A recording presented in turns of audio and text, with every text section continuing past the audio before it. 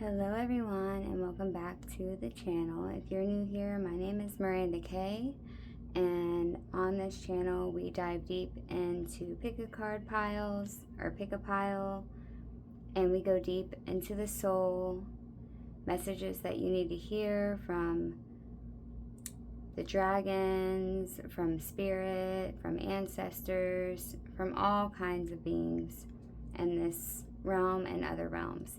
But today I'm super excited because we are doing something different. This isn't just a pick a pile. This is kind of like those, it was inspired by those Carl Jung like videos where you see there's like 4 crowns and you pick a crown. It's kind of like that. Well, today you're going to pick a dragon or a connection that you see here. And I'm also going to be doing a candle ritual for each pile specifically that will connect specifically with what is being revealed to you today. This is a mirror. This is a mirror into your deep psyche, into aspects of self that you've known and probably have just quietly known, or maybe you don't even know yourself, and it's gonna create a spark of recognition within you, a remembrance within you, and also kind of guide you.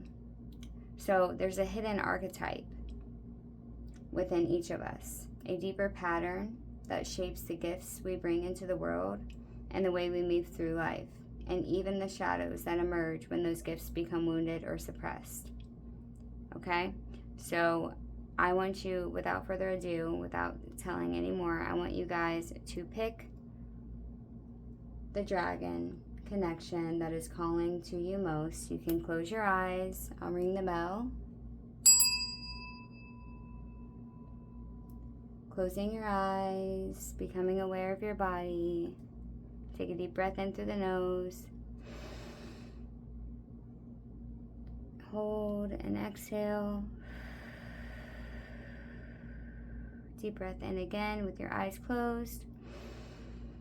And on the exhale, open your eyes and just scan each pile. Where does your eyes land? What's calling to you? What image is calling to you?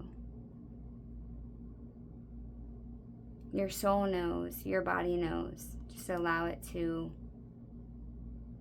be clear enough for you to hear it. I'm really excited to do this. This is so powerful. Okay. After you've chosen your pile, the chapters should be there, or they will be in the description box. There can be more than one pile calling to you, and that just means that there's more than one aspect of your spirit, of your soul, that is wanting to speak forward right now, and that's okay. Just choose in the number that you are being drawn by. So if you're drawn to pile number 1 first, and then you want to go to 3, or 3 and then 2, or whatever way you want to do it, okay? Alright guys, I'll see you in your piles. Bye! Welcome. You chose this card. I have this tape down here because I didn't want you guys to see the number or the words for you to pick it. For those who have been drawn to this pile, I light this candle as a beacon for your inner vision and the wisdom you already carry within you. I'm going to anoint this candle with my Thoth activation oil.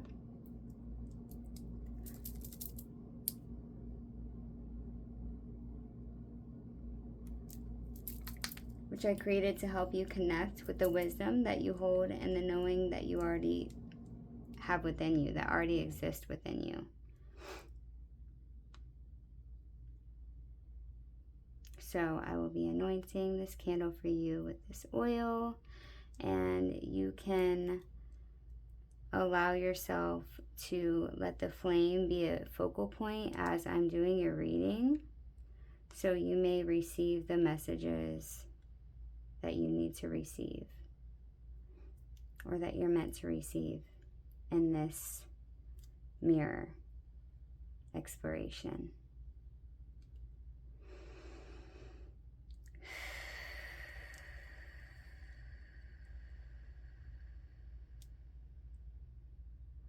this stuff is really strong. I forget that.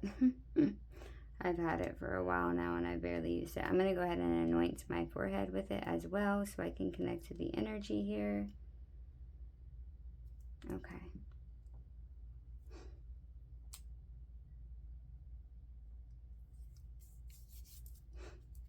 All right, let me go ahead and light this for you and then we will get into it. As the flame burns, may anything that has clouded your inner vision begin to clear. May you remember how to hear your own voice, breathe beneath the voices of everyone who has ever told you that you were wrong. May you trust what you see, trust what you know, and allow yourself to be fully seen.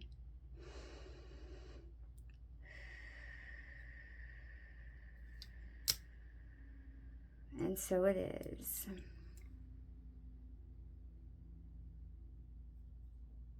Okay.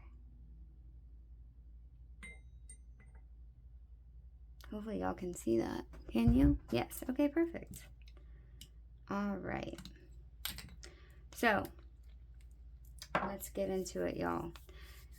Your associated crystal with this pile is lapis lazuli. This is rough lapis lazuli. It's not been, whatever it's called, tumbled. So it's just regular old rough lapis lazuli. Okay, and so right off the get-go, I do feel like you possibly have a connection to Egypt, okay? I'm going to channel what I'm getting from here to know who you are. So we're going to look at the light aspect first of who you are. And then we're going to go into the shadow and then maybe how that shadow came about and then the reclamation, okay?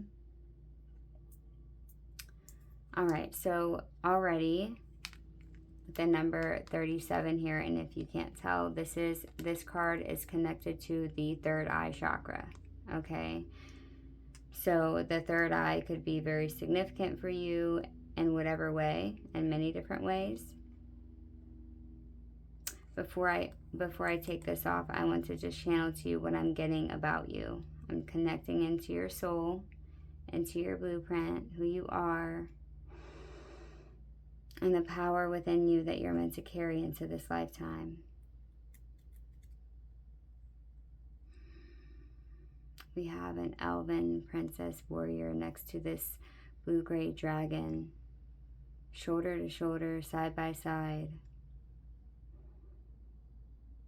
Your soul carries an ancient wisdom long before this timeline. I feel like you guys are, your soul does have some type of, you don't have to, but this is just what I'm picking up, okay? That you do have some type of ancient coded memory within you from times long before these. Maybe Atlantis, maybe ancient Egyptian. But it's a time of technology in a different way.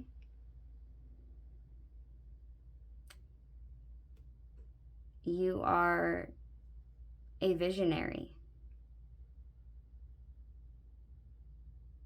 You are able to see things that others cannot. And it's so natural when this is in its highest form. It's so natural.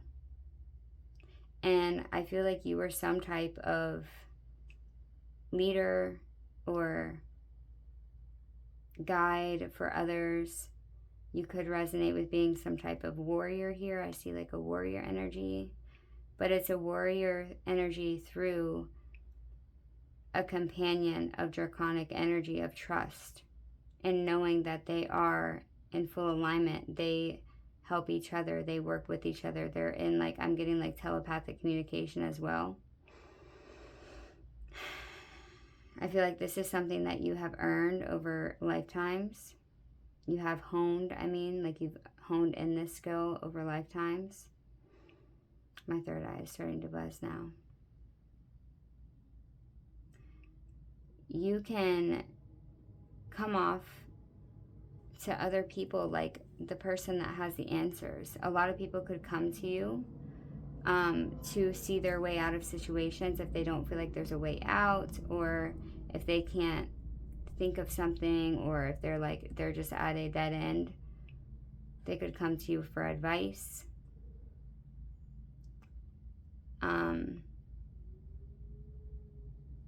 You really are able to see who people truly are underneath their shadows, but yes, also underneath false light. You see things clearly and accurately. And I feel like you also are strong, and you don't really stifle that in this light, in the highest aspect of this soul archetype.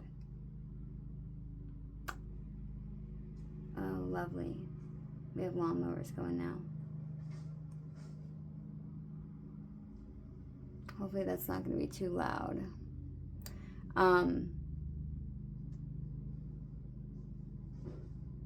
Is that my dad? Yep. Oh, lovely. Okay. I'm going to have to definitely pause this, probably.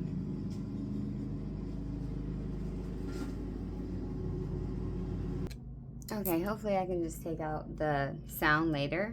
I channeled this yesterday. So last night is when I put this together, and I channeled information directly just from the image. Also, 37 equals 10 or 1.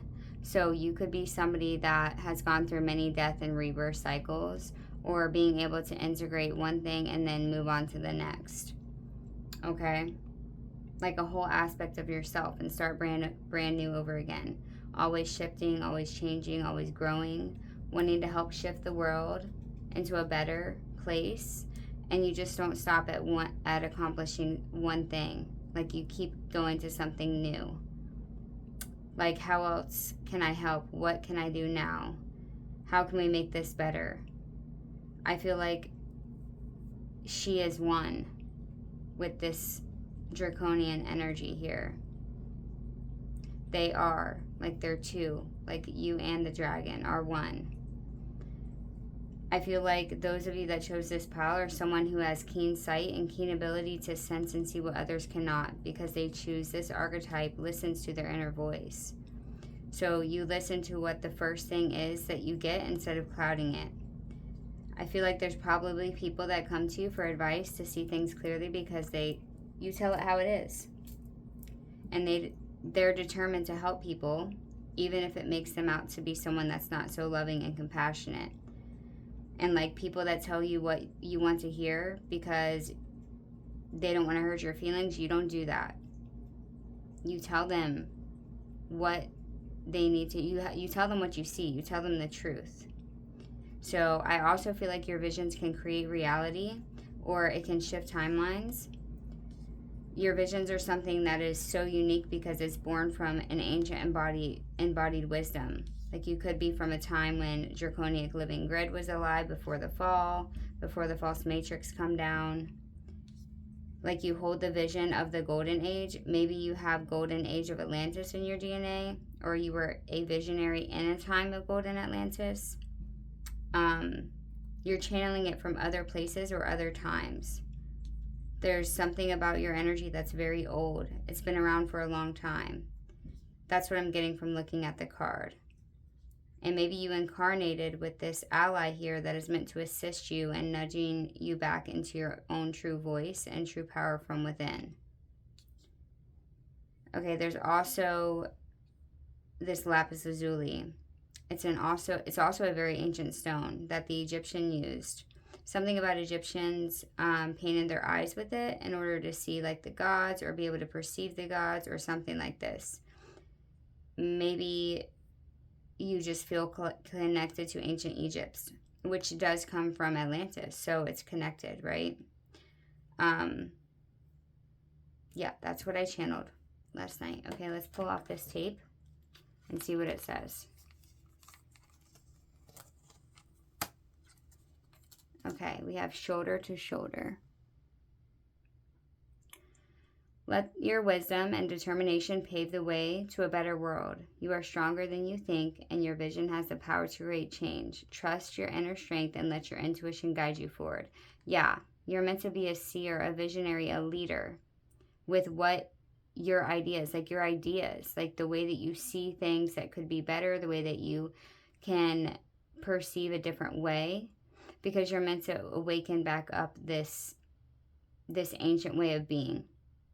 And into the golden age, into this new golden era. Okay, so that's what I'm getting for who you are, this soul, this mirror to your soul here. The next cards are the shadow.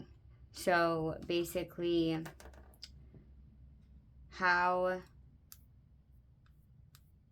this can be turned upside down. Okay, like how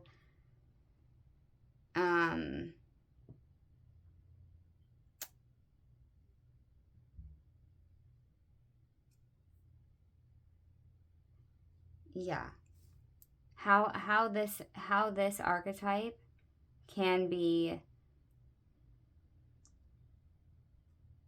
how can this archetype show up in a shadow aspect when it's repressed or it's denied or it's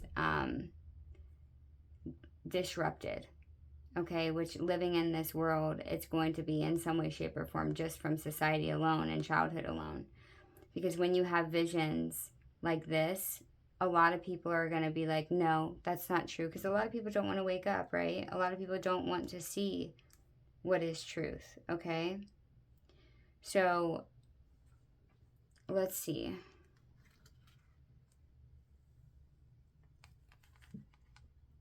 Okay, we have the twins with self-protection, dual natures in the reverse, and the king, control, reversal of fortune in the reverse.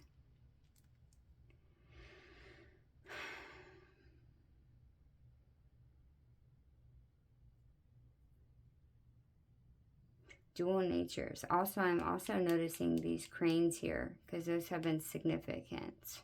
So I feel like this is two parts of yourself warring with each other. So this can be where you know something to be true deep, deep, deep within you, something ancient within you. And then something comes along and tells you that that's not true. Or some people could say, like, that's not realistic, or you're out there, or you're crazy, or things like this. And maybe you've learned that when you do speak your truth, people don't like it. They get upset about it. They get triggered by it because it calls them out, you know. Even if you're not doing it in a mean way, I don't feel like. But maybe you've heard this too many times, you know, to cause self-doubt through conditioning. Your greatest gift can become wounded when your intuitive knowing is repeatedly questioned, rejected, or dismissed. You may have been divided between what they know internally and what you know internally and what you've been taught you're supposed to believe or see. So this has turned into not only like not speaking your truth because you feel like you can't, but actually believing what they say, believing that there's something wrong with you, believing that what you're seeing is not reality. It's like manipulation through your perception of reality, which really can cause a lot of issues here. Okay, this king in the reverse, control, reversal of fortune. That's not really what I'm going to touch base on here, because what this talks about is you having some type of leadership role or some type of, in a place where you are meant to make decisions. And you could have like advisors, okay, that are advising you to make a choice to do something one way, when you know that it's meant to, that your decision is the right way to go. And so this is like where you break the mold. You're meant to be breaking the mold of what is normal, of what is people are used to. So your visions are meant to lead. Okay, you have the power to create change. But if you silence yourself because everything that you've said, just because it's something new and unknown to them, they don't want to do it. They don't want to take the advice. They don't want to move the way that you want to move and make change because they are scared of the unknown. So this shadow aspect is asking you to put your foot down and guide people in the way that you know is the right choice, because your decision or your outlook is the correct course. And that doesn't mean you're always correct, right? But this is just the other aspect of it, showing where you learn to question yourself because others questioned you. And also because, and you could have also shut this off as well. You could have also shut this off as well because you didn't grow up with the people that understood what you had here, this ability that you have. And maybe they responded in a way that frightened you. Yeah.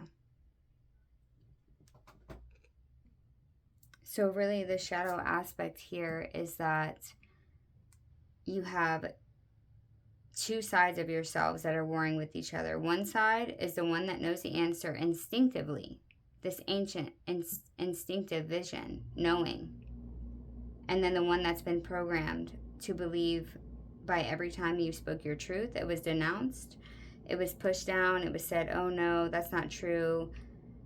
Where's the proof in that? Or that's not realistic. Because this card at the bottom of it, this was at the bottom of the deck, is talking about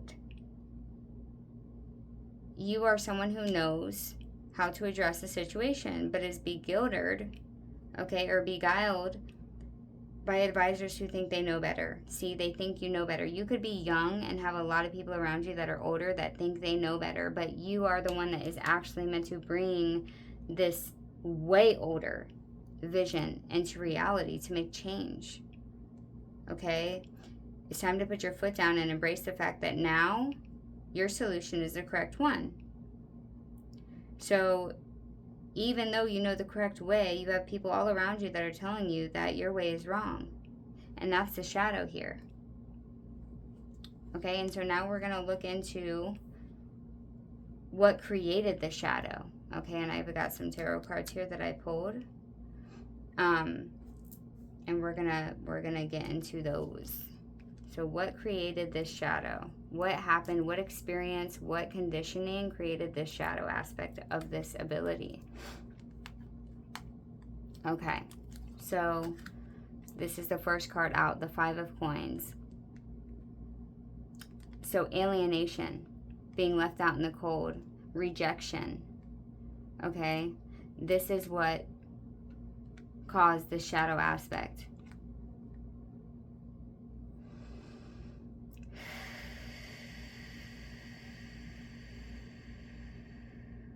Loss.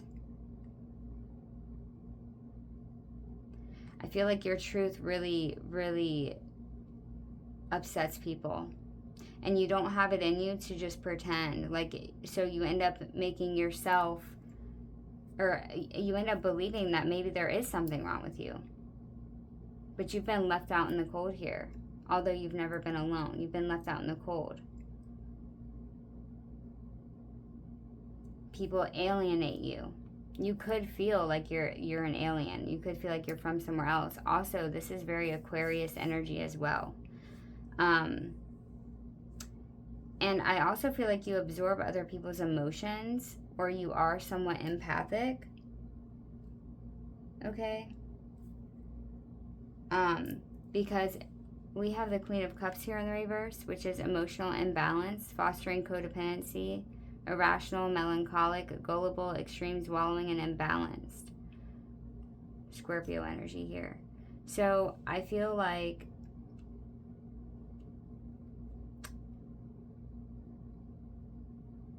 this could have been created also by disbelieving yourself so much that you then depended on other people. Since you clearly don't see correctly, you need to believe what other people say. You need to look outside of yourself for the answers and be codependent, because you've been shown that your truth is not true, or it's wrong, or it hurts people. And here's the Death card that was at the bottom of the deck, and I feel like this is significant to the 10 and the 1 here, and you changing. You going through deaths and rebirths. Endings and beginnings. Major endings and major beginnings. And maybe you feel like a lot of them were major endings, but more than they were beginnings. But this is where you can turn this emotional imbalance into emotional mastery. We have the King of Cups upright.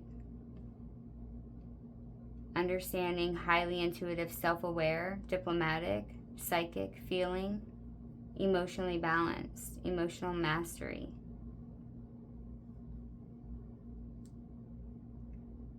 So as you allow this aspect to die, this aspect of like being codependent on other people because you've been cast out being yourself, when you allow this aspect of yourself to fully let go and be released, you can create this greatest gift that you have from a distorted, wounded space where you can't trust yourself, into emotional mastery and knowing yourself and truly allowing yourself to be in resonance with what is within you, deep within you. Because you are meant to change the world. You're not meant to let the world change you. You are meant to bring, you are different. You're supposed to be different, right? You're supposed to be different. You're not meant to allow the world to change you, but quite opposite, for your new vision, your new way of seeing things to change the world around you, because you are here to help bring in the golden age, to transition. And I feel like you're actually really good in places where the energy is chaotic, or like tough situations. Like when you're in like a chaotic space, you can get to business and deal. Like you can handle things. The flame is agreeing with me.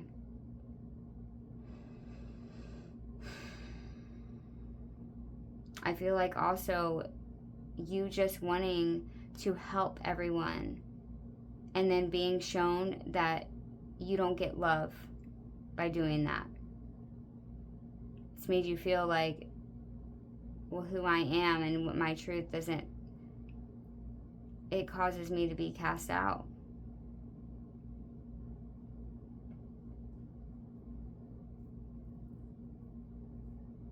And you may end up turning into someone that's gullible and believes whatever everybody else says because of this situation, because this keeps happening to you. But this is like a cycle of beginnings and endings, beginnings and endings. Maybe you keep moving through these shifts in order to get somewhere where you are actually speaking more of your truth again, where you have the courage and the determination to tell it like it is, so you can actually see the results when someone is actually shifted by your truth.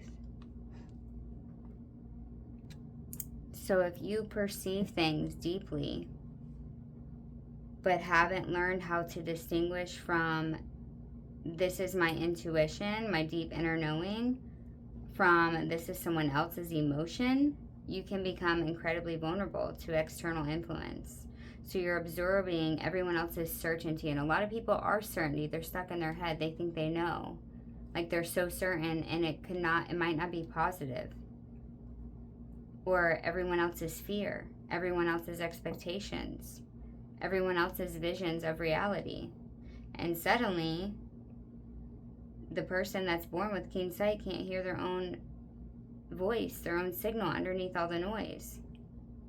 So the King of Cups is not, like, this is the maturation.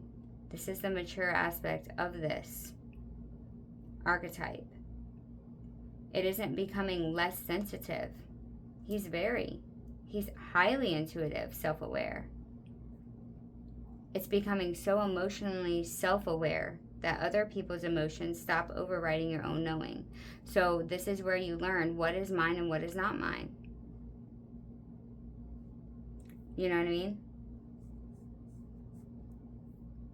So you cannot remain divided. Something has to die. And it's not you, not your sensitivity, not your intuition, the version of you that learned abandoning their own knowing. And now you're older. So the old identity of I need everyone else to validate what I see before I can trust, that's reached its expiration date. Okay? So this is where you're stepping into here. As you allow that part to die. Self-aware, emotionally sovereign, intuitive, and centered within self. That's beautiful. Okay, so the core of that is your shadow formed where your knowing met rejection. Okay? Where your knowing was expressed and it met with rejection, regardless of what that is. And that's when you're like, oh my gosh, what? Well, let me scan other people and see what they know, and just apparently I'm wrong. It was so deeply ingrained with you that you were wrong. This is like emotional, psychological manipulation of your own sense of reality and knowing. So the reclamation, what is trying to wake back up within your soul when it comes to this?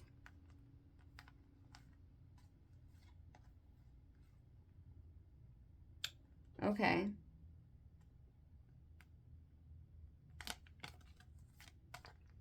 Remember who you are. The white forest unicorn, you cannot make this up, y'all. Remember who you are. That's you don't need to do anything but remember who you are. You carry stardust in your bones, your ancestors' wisdom in your blood, and the whole universe in your soul. Know yourself and nothing will bring you down. Exactly. This unicorn is not being manipulated into thinking that she's a horse. She's a magical ass mother effer and she knows it. Remember who you are. Shake off all that density around you that doesn't belong to you.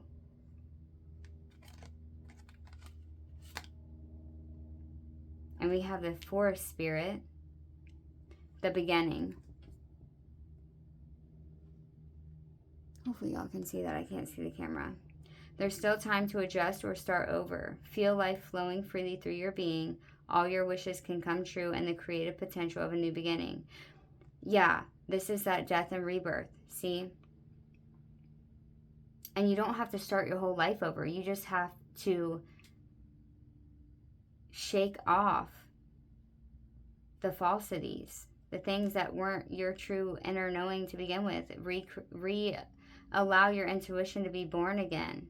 Allow your trust in your inner knowing of yourself to come back to life.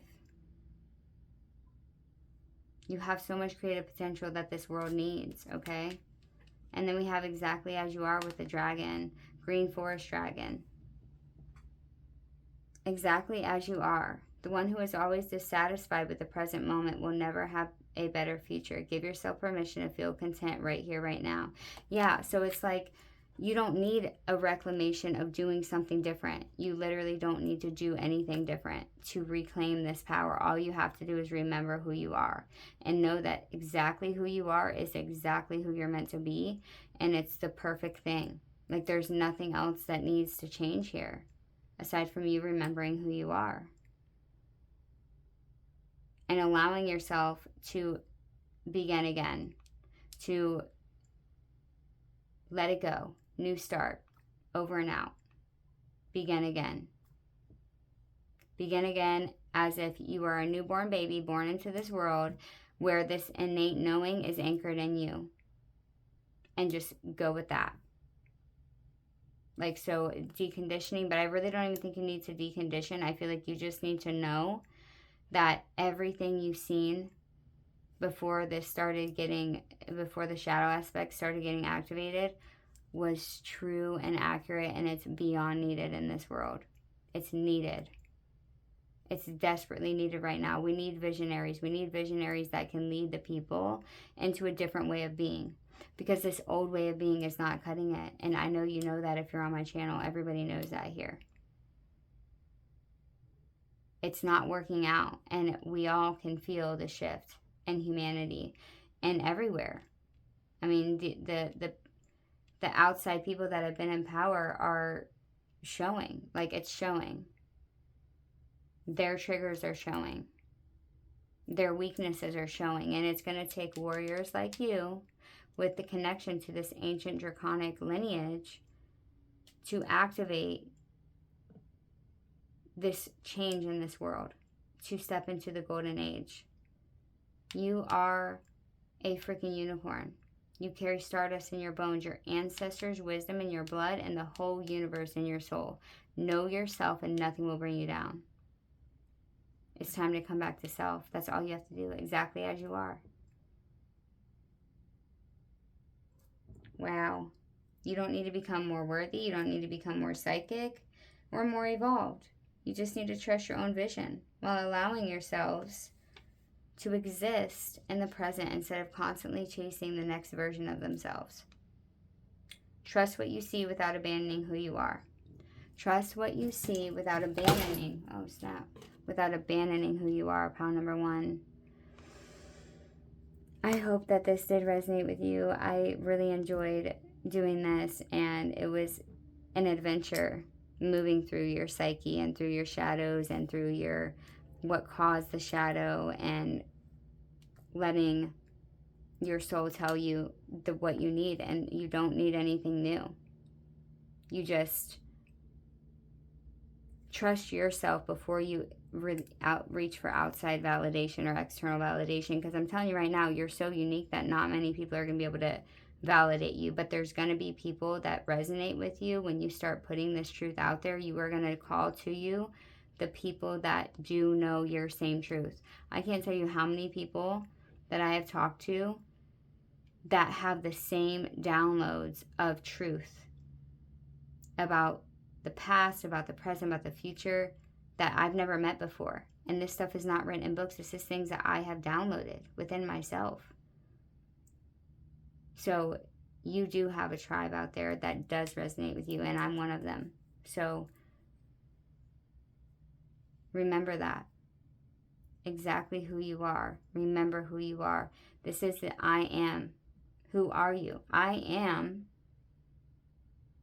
all-knowing, ancient being that has access to ancient divine codes and keys that have been lost to this world. And I'm here to bring it back. I'm here to show us a new way and step us into the golden age. That is beautiful, pile number 1. I love you guys. Bye. Comment, like, subscribe. If you haven't, please do that. I'll see you on the next pile if you're coming over. Bye. Welcome. If you chose this card, then this is your pile. Oops, sorry. Okay. So I am going to be lighting a candle that is going to assist you with feeling the frequency that your soul embodies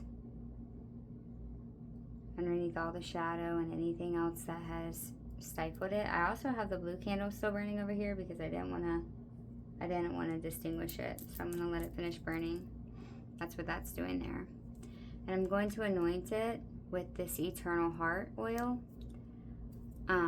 This oil was created in a time of heartbreak and a time of knowing that, basically to help us know that love is eternal and it's not something that can be squandered or squashed no matter how much pain we go through or how much heartbreak we go through. Our love is eternal. Okay? Unconditional love, that is. Your card number is number 27, and it's associated with the heart chakra.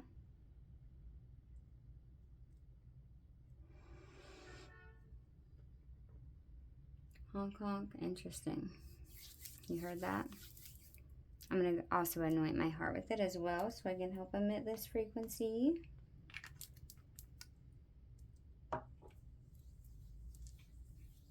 Okay. So before I get into the reading, I just want to do a little invocation for you guys for this candle. And also, fuchsite is the crystal that is associated with this, and it resonates perfectly.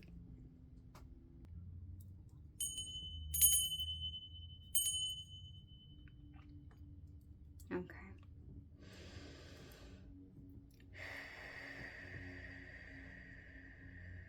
May this flame illuminate the part of your heart that still knows how to dream, play, hope, create, and experience the magic of being alive. May you remember that you can love deeply without abandoning yourself, and that you can keep your heart open without giving your power away.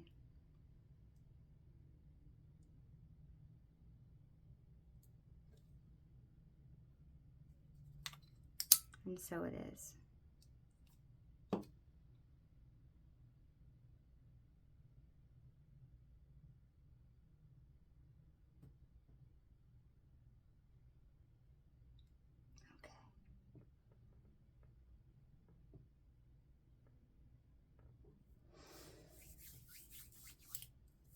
Okay, pile number 2.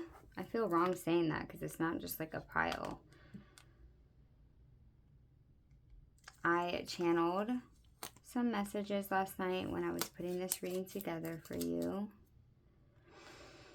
Number 27 equals 9.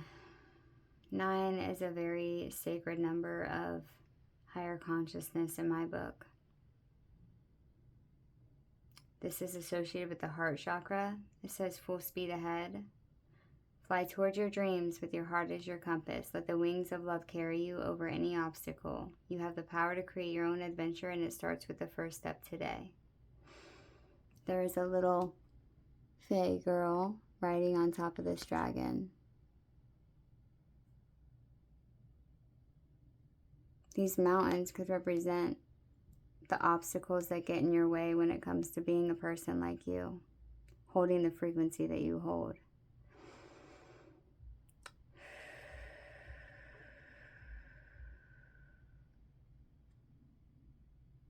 You have the ability to bring hope and optimism into the world, into people's lives, especially those that feel like, what's the point? When you set your heart to something, nothing can stop you. You literally create magic in your belief through your heart and the way that you see the world through the lens of your heart.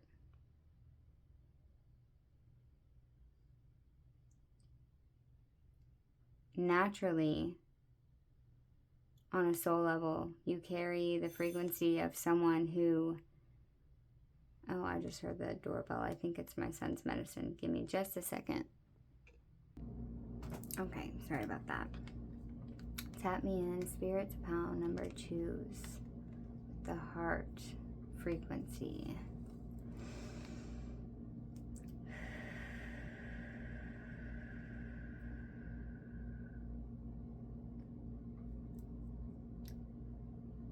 So I'm seeing like a bar, and this guy sitting at the bar, and his outlook is like nothing matters. Why even keep living? And you have this ability to walk in the door and change his mind without even trying to convince him, without even trying to show him that this is why life is worth living.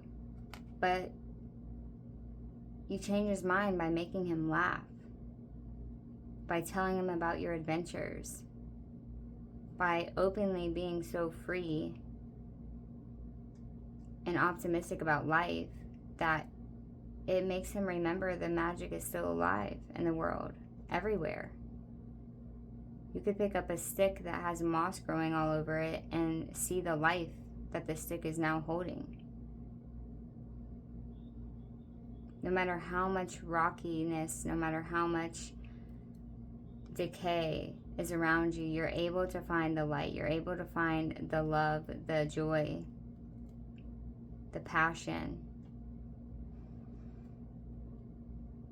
And I feel like you are capable of walking into the room and shifting the frequency of the entire space that you're in because of this frequency that you hold. You don't even have to say anything to anybody. It sparks something in their heart chakra, in their perception. It's like you walk around leaving fairy dust everywhere you go. That sticks to people. They may not get it right away. Look, the candles are green with me. They may not get it right away, but something shifts within them the next day, or maybe a week later. Something changed within them, and they may not be able to explain how they're changed, but it's obvious. You are a healer. And you may not be a healer in the, normal sense of it, but you're a healer because your ability to be in magic creates healing in other people that have lost faith, that have lost hope, that have lost the sight of something more than them, or the sight of the beauty of the earth. You're very connected to the Fae. You're very connected to the Fae realms. You could be really drawn to fairies, elves, all the mystical beings and mythology. I feel like you have a direct link to them. It's almost like you're a daughter of the Fae in this physical body. You go off on your own. You don't do the same thing that most people do in life. Like, you kind of pave your own path. You're not one to want to have a 9-to-5 job, but somebody that wants to do something more meaningful. And you truly believe in love. Even when people can't see it within themselves, you see it within them. You see the potential that they have within them.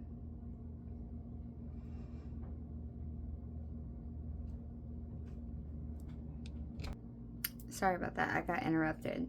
I don't really remember where I was at, but all in all, the enchanter. You bring enchantment. You're the joy bringer. You carry wonder, hope, creativity, play, heart, wisdom, possibilities, and the ability to awaken those qualities in other people when they're in desperate need of that. Okay, let's move on to the shadow aspect of this gift. Oh, there goes the blue candles out. Okay. So we have the diviner, planting the seeds. Divine timing and evaluation. And the wise one in the reverse, tradition and order. We'll have to get the tarot to go deeper here, but what I'm getting is that you plant all the seeds, you have hope for something, you believe in something, and you plant the seeds for that to happen, and then you have to wait on divine timing. Okay? And that may be what causes you to lose hope in said dreams or your hopes or possibilities. You know how they say you don't plant the seed and then dig it up every day to check on it to see how it's going. You have to have faith and trust that it's going to come to pass. But I think because you have so much energy that you put towards these beliefs or these things that you're trying to manifest or create within your reality, it's hard for you to not bank everything on that. So it's like a mixture between grounded and heart-led. With the wise one in reverse, I'm pretty sure it talks about conforming to certain societal traditions and orders may weigh heavy on you.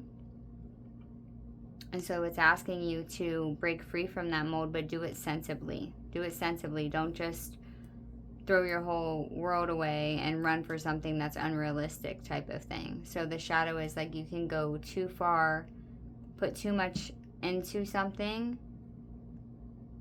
and then not doing it in a way that is realistic, or being attached to it, being too attached to the outcome.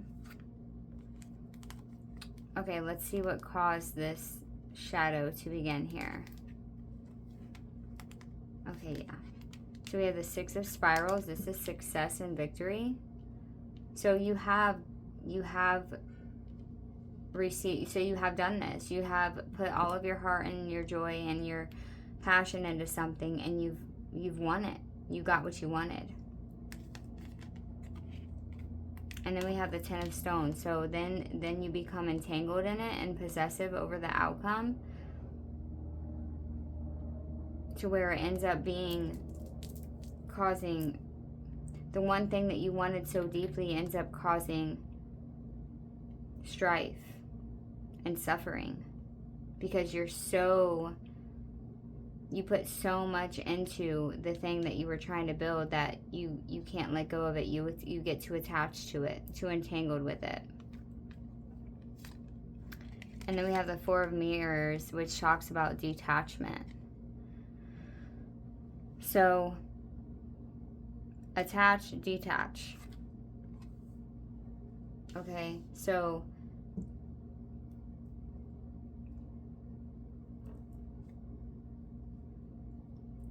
you get the successes. You succeeded at receiving something, at getting something, and then it ends up turning into expectation that that thing that you got is meant to keep you happy, is meant to keep the hope alive, is meant to keep the magic alive. And when that doesn't happen, then you can go the complete opposite direction and become completely detached, uncaring, even mean sometimes. I care about this, I believe in this, I know I can have it. And then when it doesn't fulfill your expectations, then it's, I don't need anything. I don't want this. I don't need it. I don't want it. And I'm not going to let anything come to me now, even though I know it can come true, because now I don't trust that it won't bring disappointment. So there's like a learning of you getting what you want, because your magic absolutely makes it happen. But then you get so entangled and attached to the outcome, and that outcome is meant to create some type of something that you put too much expectation on the thing that you get, and you end up getting disappointed, of course, and hurt, whether it's a person or an aspect of yourself or a thing that you want, that you believe in. You believe in it so much that you get it. Your persistence pays off. You got the thing. But how long does it take for that thing to then become something you absolutely have to have win out for you, like to hold out for you, or for it to make you certain type of happy?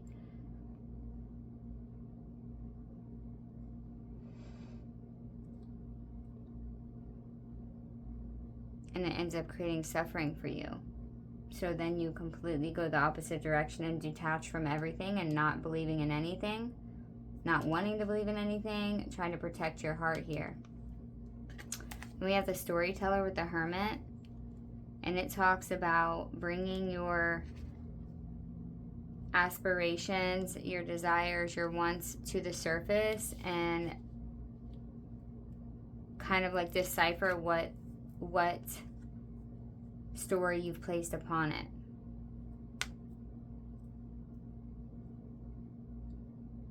Or like taking a look, they want you to, this is the Hermit, taking a look at the things that you want, or the stories that you give the things that you put all this magic into. Do you allow the story of it end up disappointing you to tell you that you don't want to open your heart anymore? because it's going to disappoint you. Because who can live up to that? Who can live up to the magic and the power and the beauty that you hold? It's not realistic in a sense of... So this is like where the lesson here is to learn how to keep an open heart and give freely without attaching to the outcome or attaching to the way some person shows up or plays this out.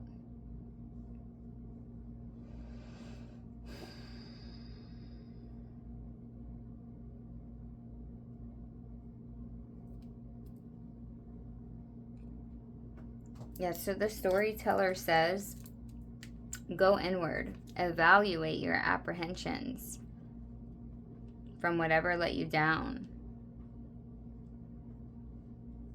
Evaluate your apprehensions because you've been hurt before, you've been disappointed before, and that makes you want to overly protect your heart, right?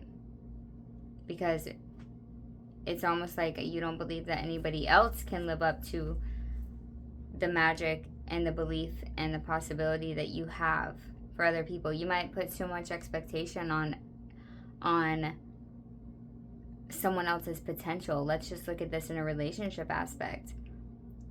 You see the possibility of what this connection can be.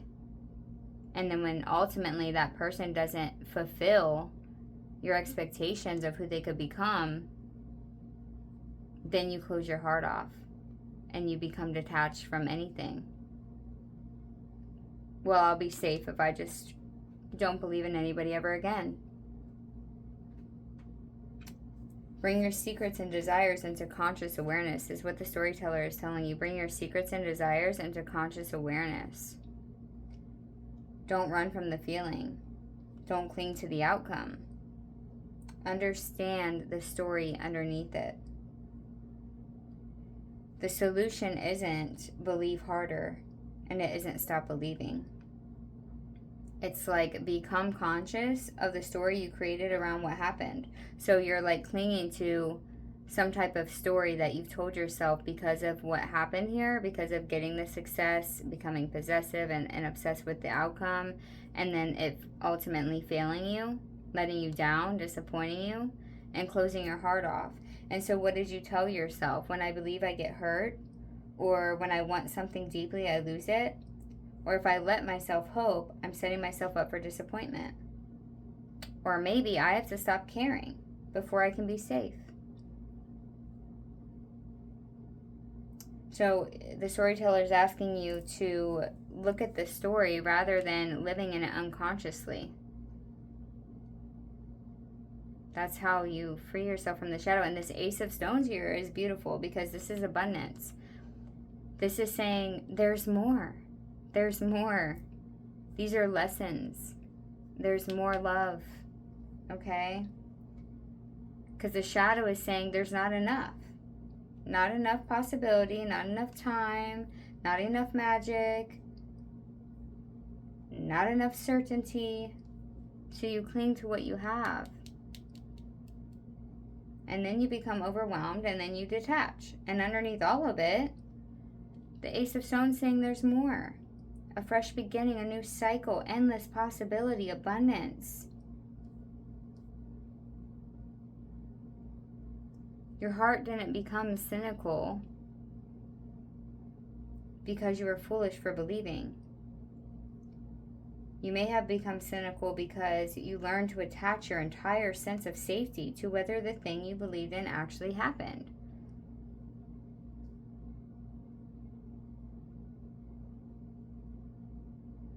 Can you believe in the possibility without needing one particular outcome to prove that life is magical? What other people do does not determine and how they respond and how they show up. They're human. They're not perfect. What they do doesn't determine whether your magic was real. Obviously it was real. You did it multiple times. I feel like this is a pattern here. So the message here from the diviner, the medicine from the diviner, is the seed is planted. You don't control exactly where it sprouts. You don't dig it up every morning to check. You don't decide the entire garden is dead because one seed took longer than expected. You tend to it. Remain present, adjust, and allow.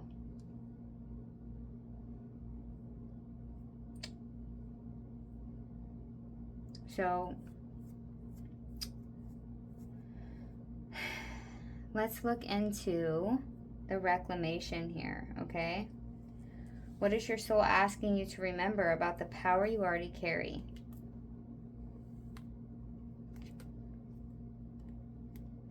Where there is hope with the brownie. Don't believe that past defeats or disappointments will keep you from succeeding. True success grows from lessons. See, lessons. A hopeful heart never gives up. Okay, so this is telling you that your reclamation is to not allow these past hurts or disappointments ruin your belief that the magic is real.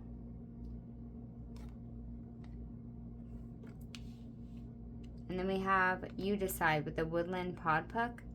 When you give of yourself freely, you can expand your energy. If you only give to get, it will feel like a burden or drain. Be genuine, give from your heart. Okay, so what I feel like this is saying here is that you gave so freely of yourself before, and then were shown that it wasn't appreciated, wasn't loved, wasn't reciprocal, and how much you put into it. So then you allowed that to be a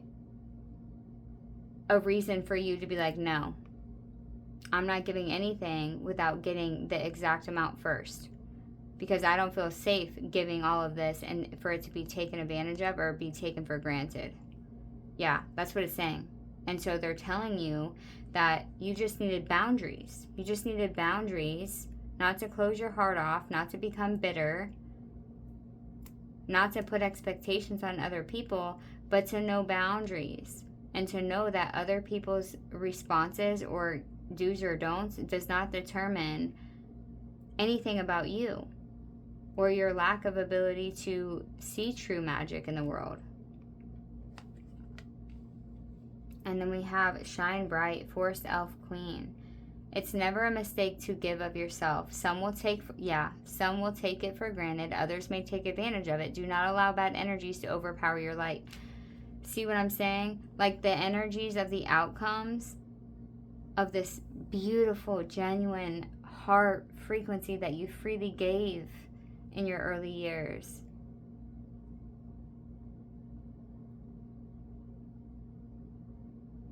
People took advantage of it.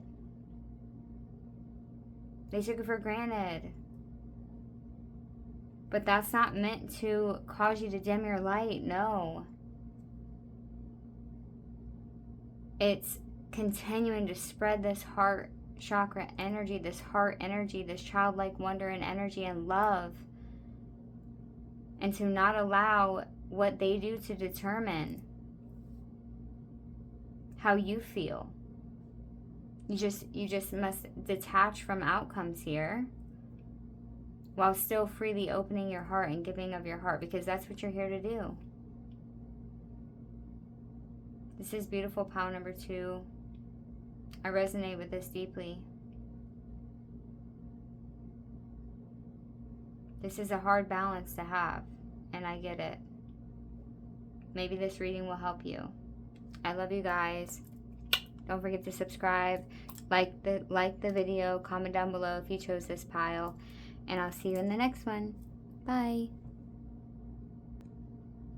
Those who chose this card, this is your pile with lepidolite,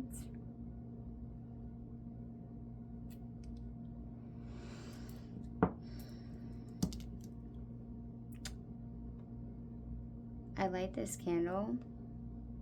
It's a light between worlds. I'm anointing it with Hecate's primordial night spirit. Whoa, Patch. What was that? Hello, my familiar decides to show up here for your pile, the only pile that she showed up for. Interesting, since cats are liminal as well, and this pile is very liminal. Okay. So, excuse her just absolute whole entire body taking over the whole camera. Sit down, Patch. Oh, okay. Fine. Okay. So I'm anointing this candle with Hecate's primordial night fury oil that she directly transmediumship channeled through me. It's a one of a kind, and there was only so many made. So I use it very sparingly, not just because of that, but because it is also very powerful.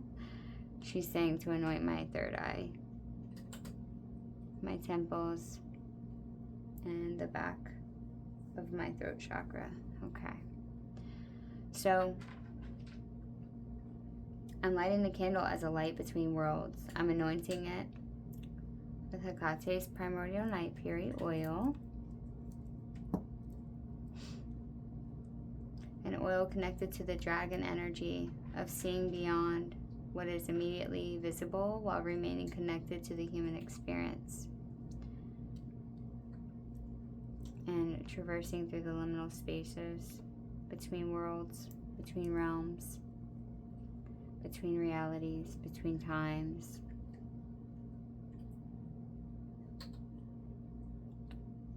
I had to slow way down for your pile.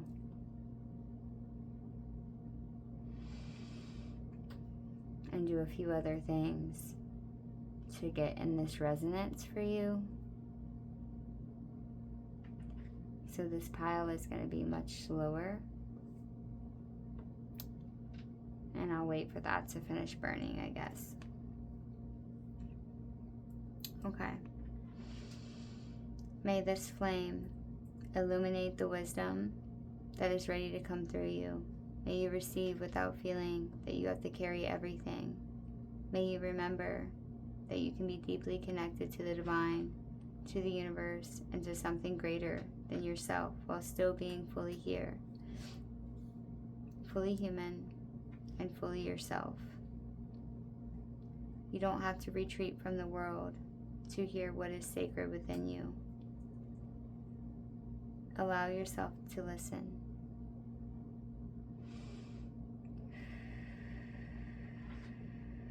I feel like she's fully coming here right now. Like, I feel like Hecate is definitely showing up for you, so you could have a connection with her.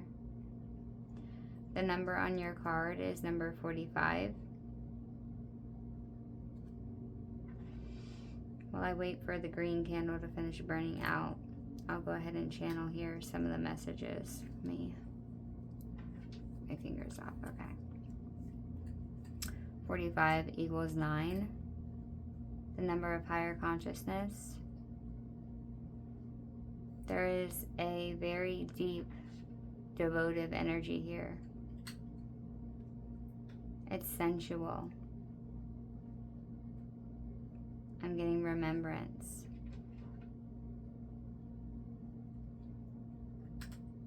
You're a sacred energy. Your energy is very sacred.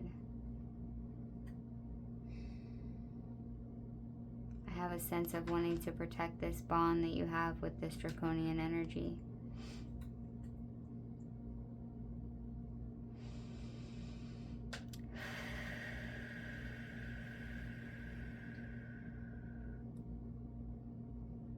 I feel like you could have an aspect of royalty within you, but not in a way of flashy and showy, but in a way of ancient wisdom. You're old. You're very old. Your soul is very old. And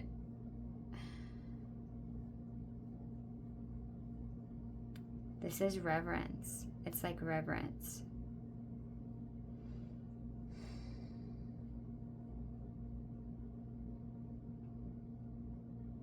You have a lot of divine information that flows through your crown chakra. This is associated with the crown chakra. Let's go ahead and peel this off.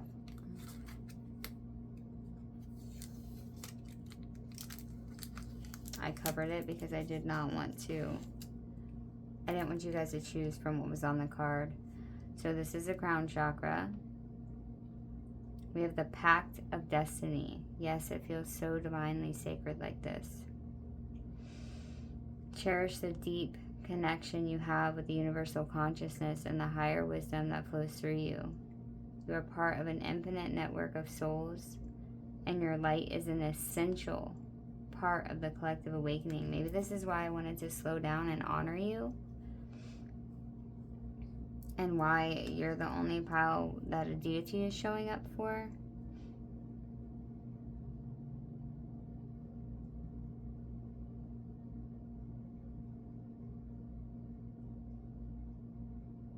You're essential, and I feel like I need to take extra care with you so this can be as impacting as it needs to be for you to fulfill this destiny. I'm hearing read the book, which is crazy. I didn't do that with anybody else. Okay. Well, I can't set this candle down, Spirit. Let me pause it. Wow, pile number 3. You were awfully special, because as soon as I went to go get the book out, she said to burn some sacred incense. So, or resins, resins. So, we are going to burn some frankincense for her and for you to connect with the divine, thin the veil a little bit for you. I'm like even picking out specific pieces. Isn't that so strange? I find it very strange. I don't normally do that. Okay, so I'm thinking that, oh, I'm not going to put that back in there right now. I think that this is representing me burning the frankincense as a sacred offering, creating a space for deeper connection, perception, and remembrance. May this space help you to quiet the noise around you and become receptive to the wisdom already moving through you. May you receive without needing to carry everything. And may you remember that you can be deeply connected to the divine while remaining fully present here in your human life and in your body. Okay. That heart candle is still going, dude. Holy crap. Okay, well that'll give us time to read the book like she wanted. Number 45.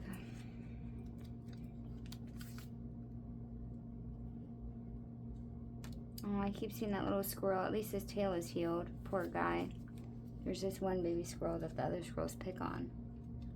And his tail was all raw before, but now it's growing like it's healing.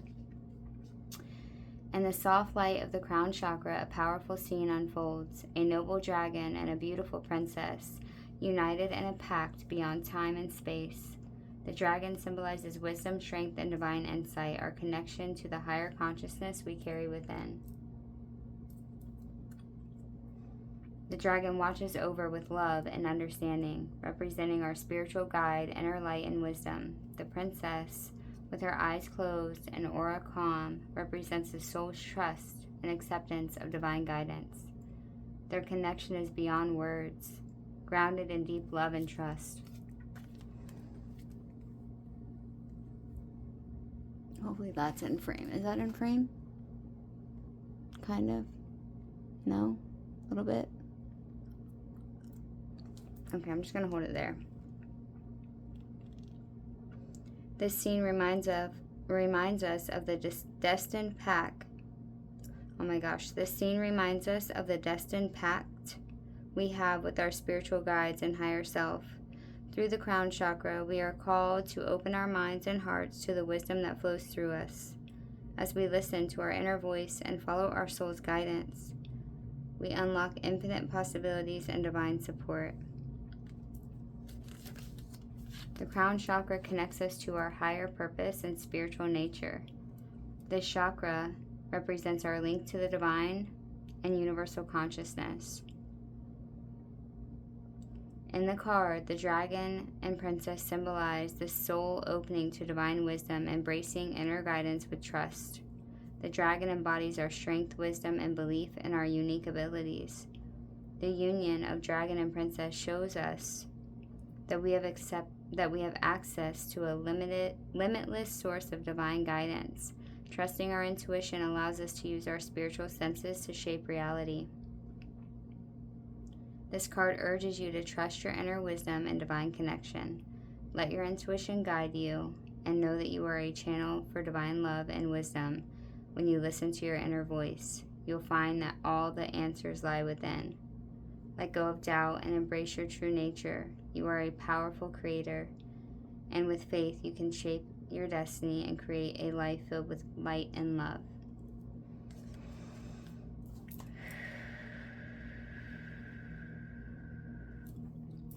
Okay.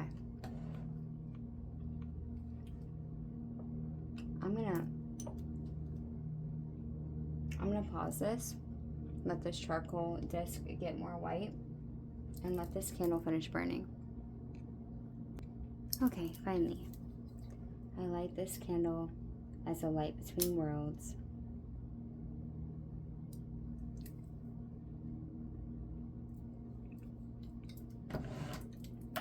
And so it is. Okay. The Path of Destiny. Wow, up pile number 3. Who you are. You're the oracle, a channel of some very sovereign, sacred beings. There is a deep sense of knowing and remembrance within you for things that are sacred.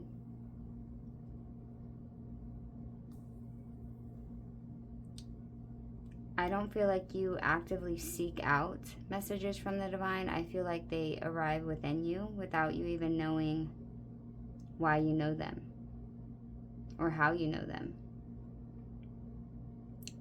You're someone who is deeply connected to intuition, to higher wisdom, to symbolism, the universal language, the language of energy, symbolism, like reading things out of something people would say is nothing, but it's there. Like the green dragonfly that just landed on my plant outside my window. He's so heavy, he's pulling the leaf down. Like he's pulling, it's like tottering like this, like tick-tock, tick-tock, tick-tock, tick-tock. Green is heart chakra energy. They're having me do this channel, I guess, just as a representation of how you may receive information, or may just have a very deep knowing of what is, of what giving meaning to things, symbolic understanding. He was very wobbly, and now he's balancing it out.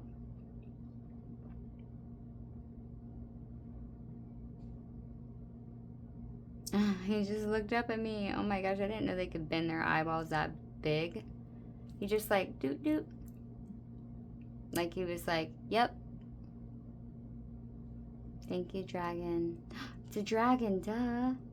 Dragonflies are ancient, representing dragon energy. Green dragon. This is like a golden, brownish, greenish color. Yeah. I feel like you're very connected to nature as well. You may like nature and all it is more than specifically humans. That's just a thought I just heard. We have lepidolite here, by the way. The wind got too busy and it made him let go, and he chose to go onto a higher leaf. Okay, wow, yeah. So me doing the exact thing I'm talking about that you do here, he was hanging on the side of a leaf like this, and the wind got too much and it like was moving him too much, so he jumped off of that and he flew to the very top leaf. Oh my gosh. A giant ass butterfly just came and like chased him off. And now he's here in front of me. On these other leaves. On the tips. On the tops of, like the top of the plant. Oh my gosh. It looked like the butterfly was this freaking big. It looked like a bat. My goodness. So, anyway, when it gets too topsy-turvy and the energy and the collective consciousness, because I do feel like you're super connected to the collective consciousness, okay? When it gets to be too much around you, I feel like you get out of that energy and you you ascend to higher realms, to higher access where there's other beings that are bigger than you, that are in higher consciousness of you, in higher realms, that are more highly evolved than you are in this human body. And they teach you to get off the top, to get pushed back down and come back and bring it into the lower realms, because he just came back down and then he got onto this lower plant over here, the azaleas I have. So this is literally the exact example. See, my candle is, please pay attention to the flame as well, for it is in representation of what I'm saying. It's speaking to you. Pay attention whether it moves left or right, front or back. These are all things that you have naturally within you to divine through everything that you see. This reality can be read symbolically all the time.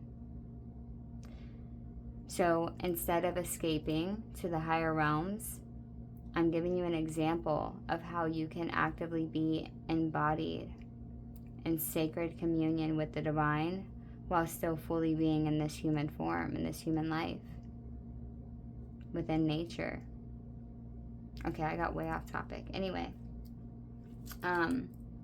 so yeah, you may receive insight rather than consciously seek it, sensing patterns, information, and truths that seem to arrive from somewhere deeper than ordinary thought. Or again, nature will pop in front of you, and then you don't have any choice but to read it, right? If a bird runs into your window, you're gonna read that, you know, like they just present itself to you, because you are meant to bring this information into this realm, into the human collective.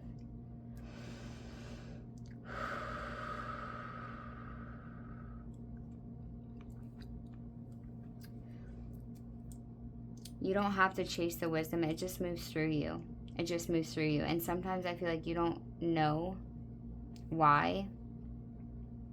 What's the purpose of you knowing all this? Or why are you being shown and not somebody else, maybe? But you are anchoring. You anchor in this higher consciousness into the collective consciousness, which is needed because your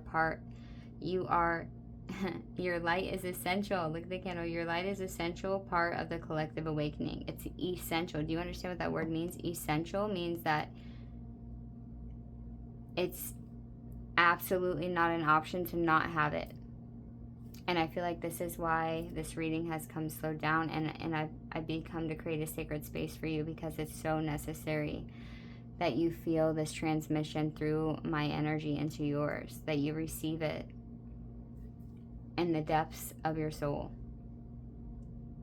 so you can remember. Okay?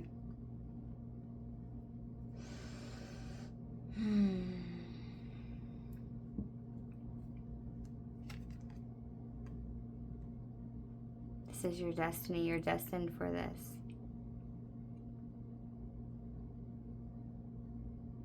And whether you like it or not, you're part of an infinite network of souls. You are part of a team that has been incarnated here for the ascension of this planet.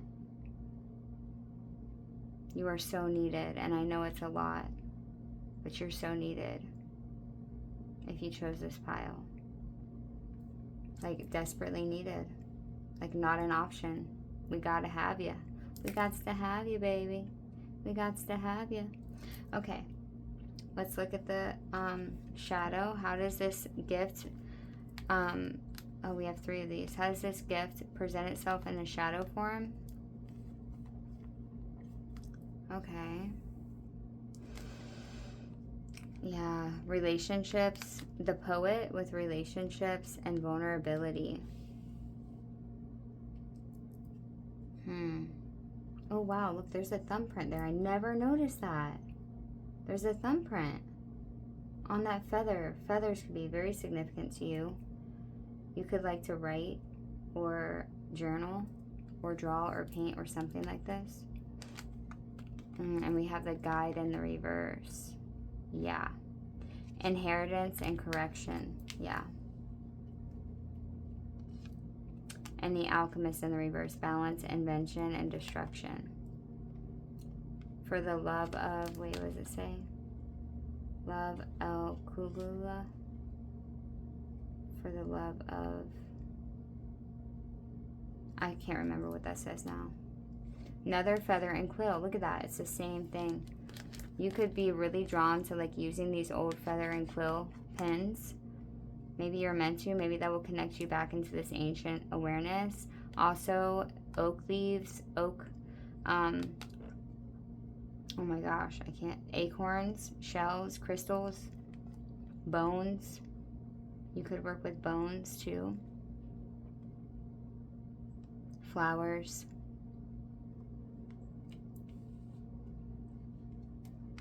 Yeah, there is something very sensual and sacred about you. Pile number 3. Okay. 1 second, she's saying. The key, yeah, Hekate's key. Look, I actually have her key out here, which is interesting because maybe you need to see this key to open this door here.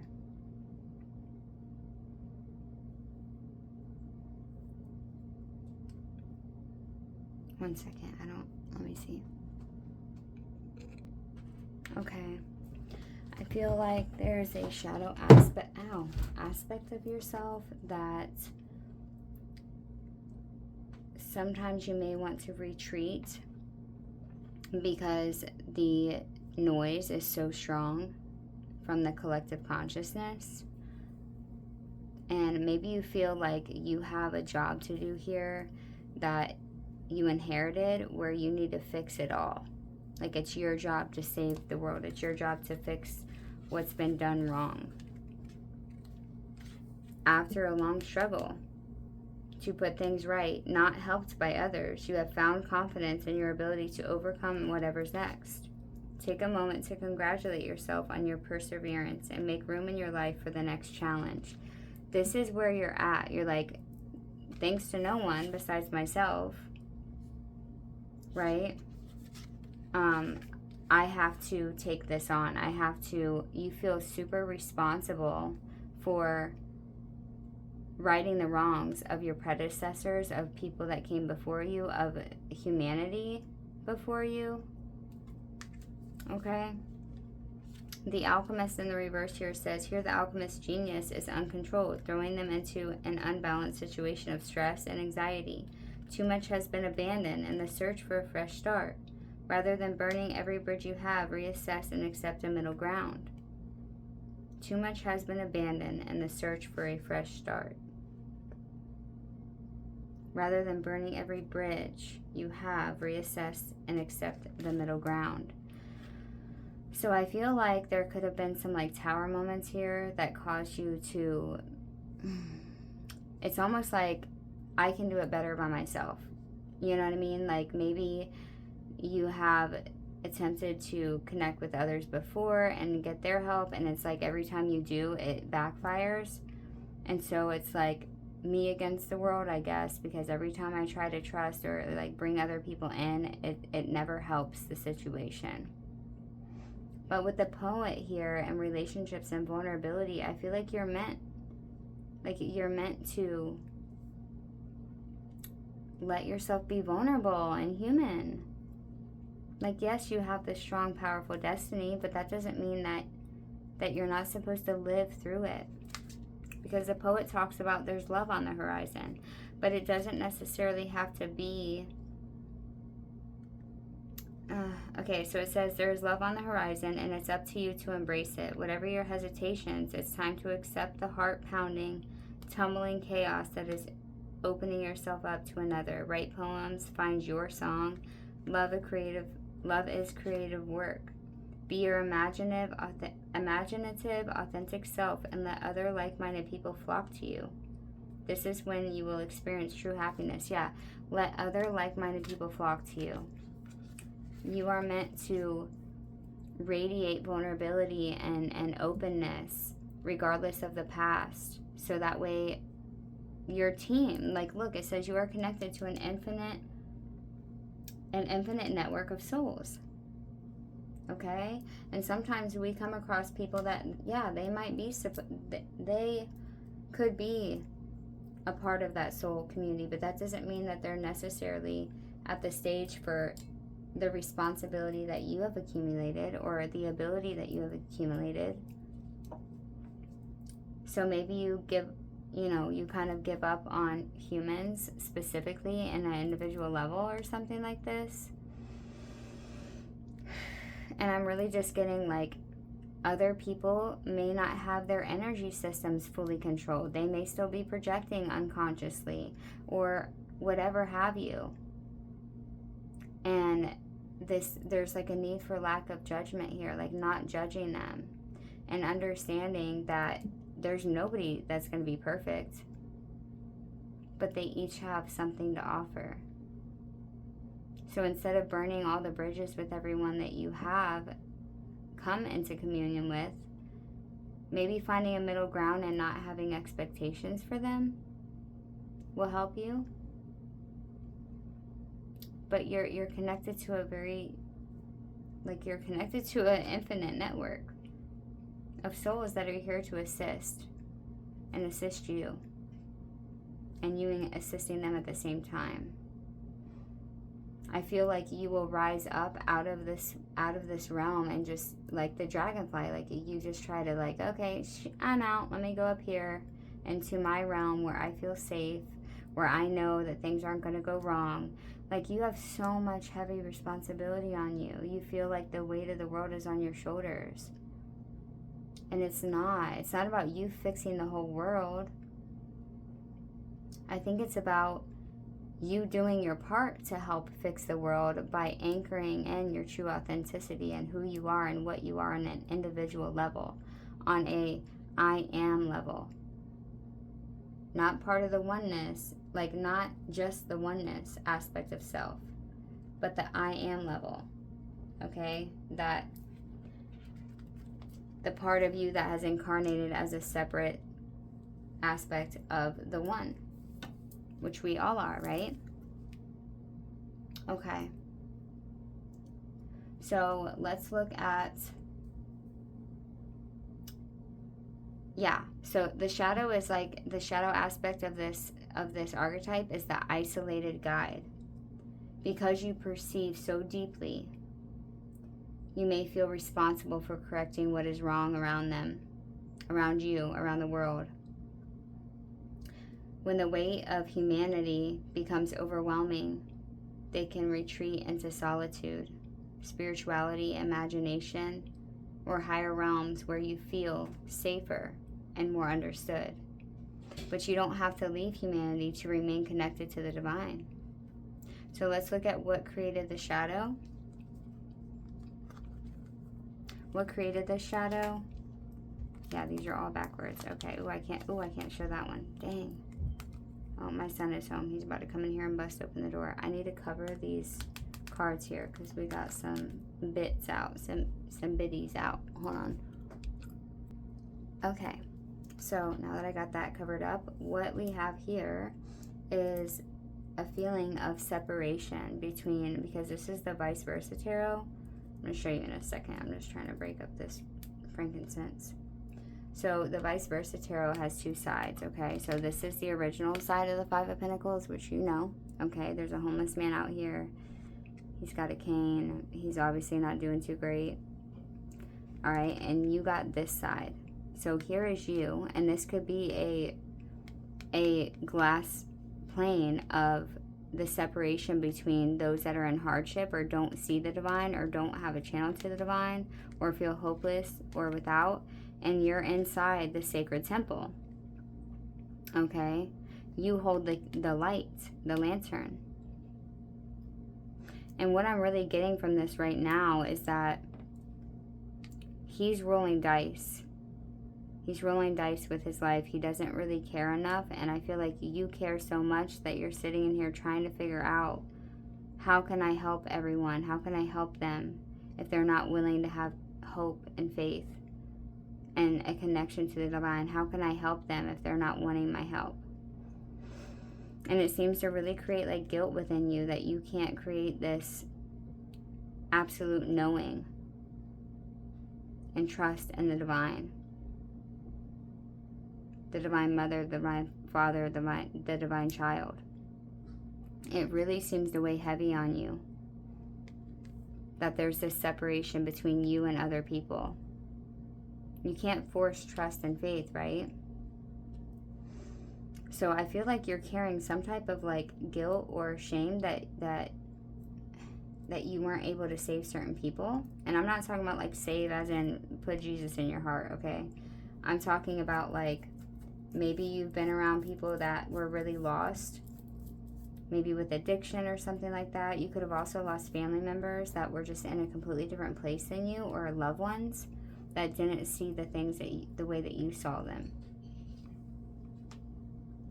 And so this could have caused this pain, this sense of not wanting to connect or not wanting to get close to others.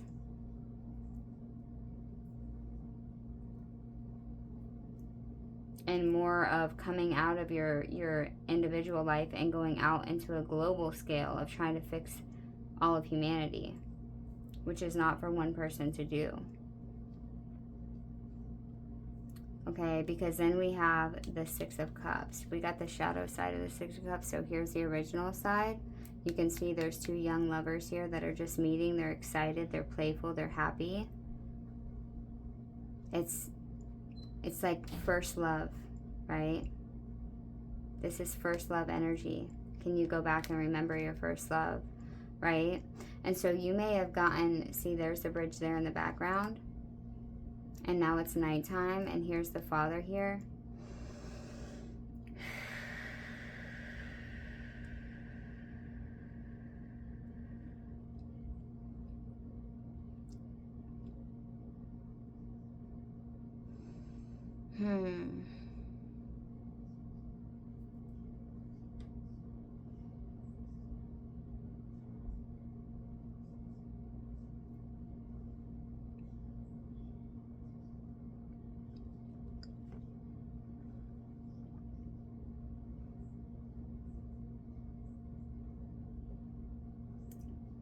This talks about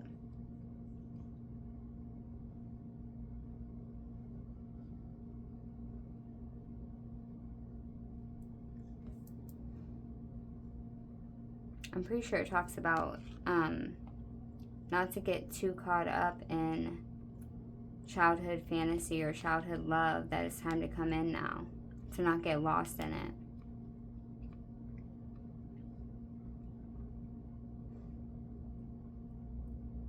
Yeah.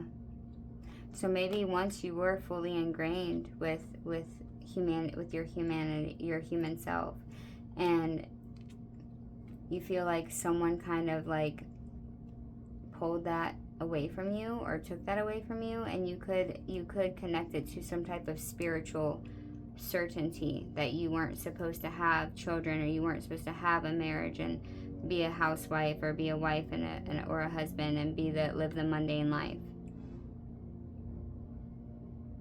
Oh, hello, my crow. Aww. My juvenile female crow just got here. Where's her parents? Interesting. You see what I'm saying? Yeah. You could have been into the wonder of the world and exploring and putting yourself out there. And something kind of like reeled you back in and was like,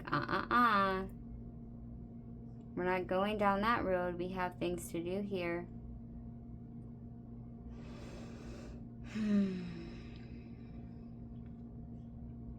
And then we have the world here. Taurus, Leo, Aquarius, and what is the other one? Gemini? Something like that. There's completion here of a cycle of seeing things from this view here with the High Priestess flames and the dance of the divine coming through this portal that you channel. Maybe this is what kind of pulled you out of those mundane things that you feel like are not as important.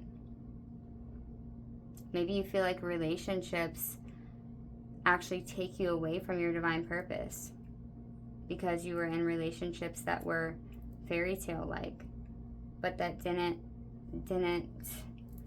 give to the greater good. We have judgment here, the shadow side of judgment, and the man is carrying a skeleton and the boy has nothing because of his innocence and his purity. He doesn't need to prove anything, and the woman is holding the cosmic egg of the womb. These are the things that they've learned. And so it's almost as if you don't want to be leaving this life with karma or with things that you have to, I don't know, defend yourself or prove yourself for. But the goal is to align yourself with the childhood innocence that is within us all.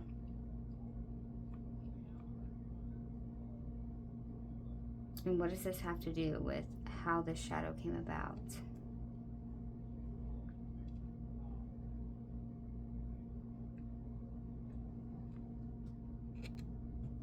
I'm almost feeling like this Five of Pentacles here is really the main core wound of what created this shadow aspect. Something deeply caused you to feel separate from humanity, and that pain that you felt because of your compassion, because of your love, because of your deeply connectedness to the collective consciousness, you had to like traverse into an escape in these other realms that you felt comfortable in. And this father aspect's like, okay, it's time to come in. Don't get lost in the beauty of love, of young love, you know what I mean?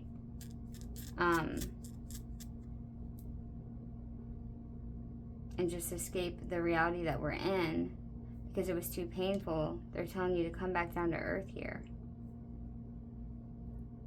And this world card is literally creating a portal from your realm, the higher realms, the stars, into the earthly realm. It's bringing them all together. And we have the laurel wreath here with the High Priestess flames. So, and this is the dance of the divine here. It doesn't need to be one or the other. They come through each other. You come through the outer realms into the inner realms. Oh snap, I didn't realize I hit that. And so now,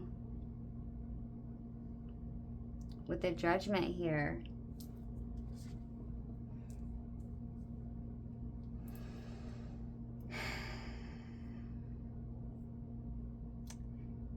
it's like, it's saying,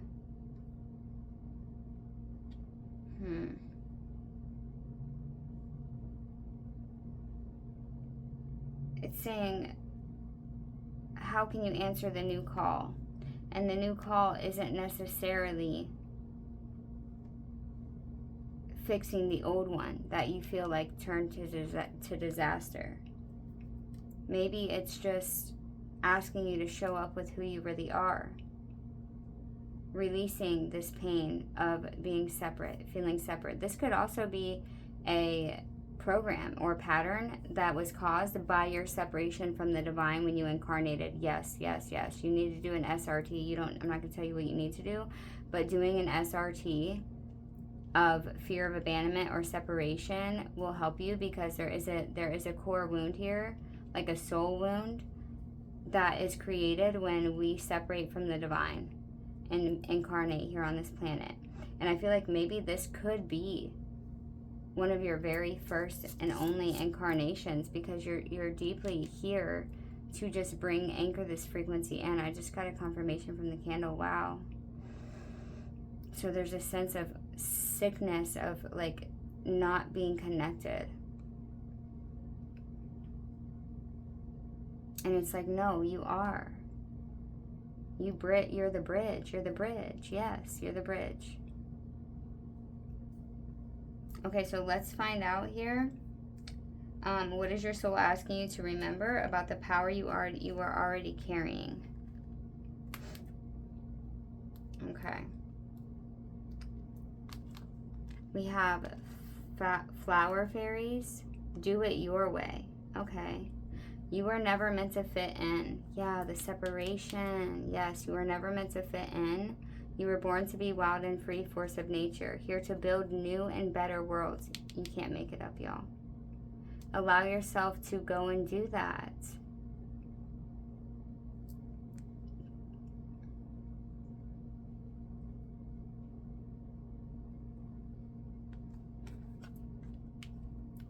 Okay, and we have the heart path with Moon Fairy. It is not worth pursuing a path without passion. This road will only lead you to uncertainty and frustration. Follow your heart and you can't go wrong. Yeah, I almost feel like you were meant to shut yourself off from your true deep well of passion, because it was so painful for you to not see it everywhere. So the shadow had become, I have to correct things. Whoops. Okay, here. I have to correct things. I have to fix things. I have to fill my role. I have to carry something that was handed down to me. And this is saying, no, build it your own way. Create it your own way. Yeah. The world showed the completion of the old cycle. Now this says, now create a new one. Well, thank you, Patch. You have my familiar here that's anchoring herself into the reading, anchoring the energy. So the heart path, this is the medicine of the alchemist, reversed. The alchemist is saying, I've gone too far, I've abandoned too much, I'm trying to escape into a completely new reality. And this is saying, don't build new life from rejection of the old one, build it from passion. You're not being asked to run away from humanity, you're being asked what actually makes your heart come alive, and then follow that. Not what you're supposed to do, not what you inherited role says, not what the collective needs from you, not what proves you're spiritually advanced, but what do you actually love? Because that is your true frequency, and authenticity is what you truly love. And then we have the holly leaf dragon, whatever you wish. Wow. When you lessen the importance of problems and suffering, life will swing back into balance. Stop the struggle and find peace. The world responds to you. Wow, do you hear all this world information? Yeah. So it's the counter spell to the Five of Pentacles. The Five of Pentacles said there's a barrier between me and the world. And this is saying when you lessen the importance of struggle and suffering, life returns to balance. It's not saying suffering is not real. It's saying don't make suffering the organizing principle of your identity. Yeah, it's like instead of constantly living in suffering and seeing everything going so wrong, that doesn't help the suffering though. What does help is living your heart path, following your heart and your passion.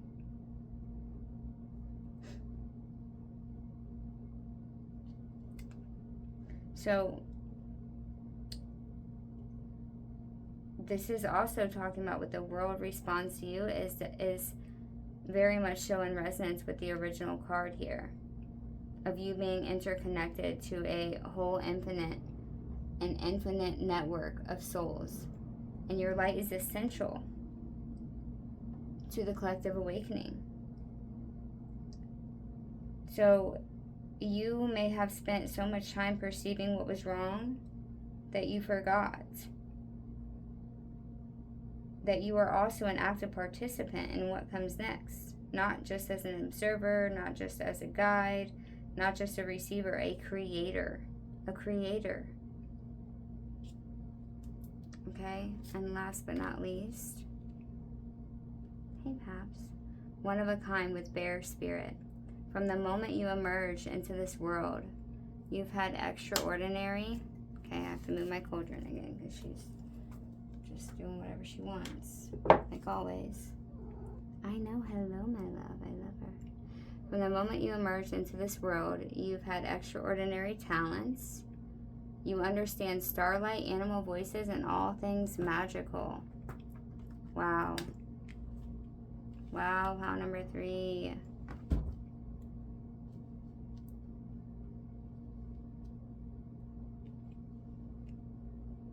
Do you know how needed that is? You're one of a kind.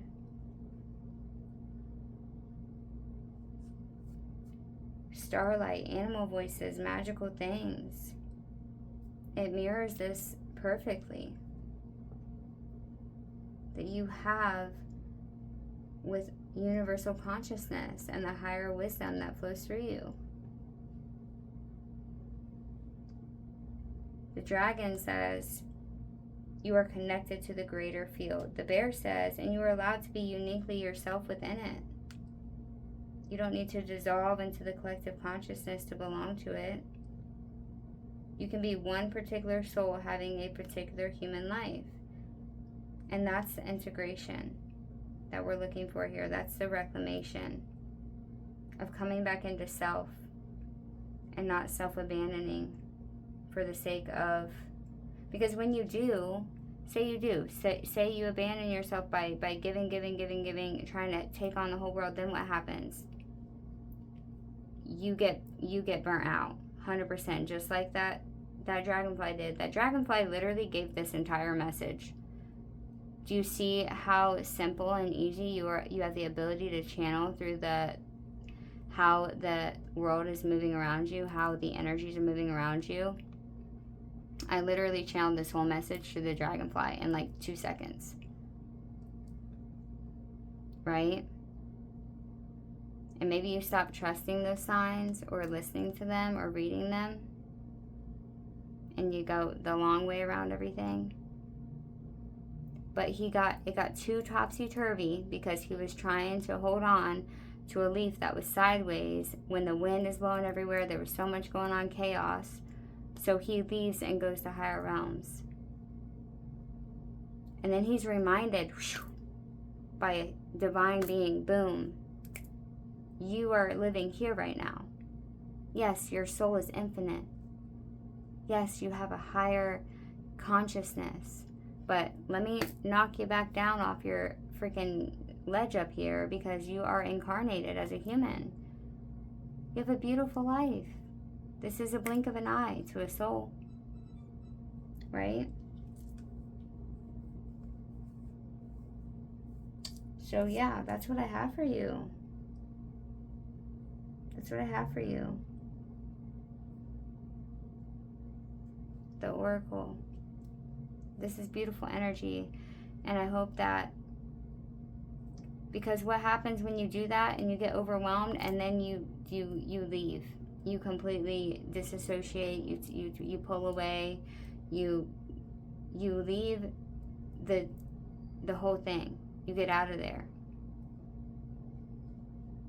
And it's saying now that it's time for you to come back here and be fully present in your human life, so that you may create something that would not exist without you.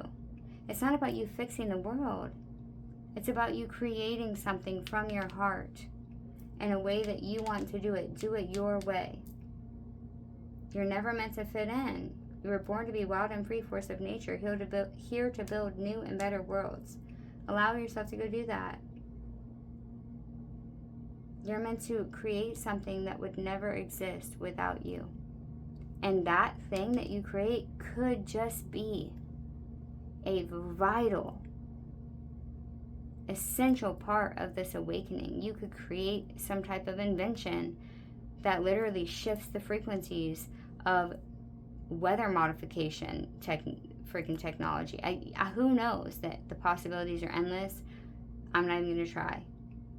Whatever it is that you're here to create, it's meant to be created and then spread out to those that are ready, instead of worrying about the people that you can't save, that you can't help. And all you have to do is be yourself. You're one of a kind.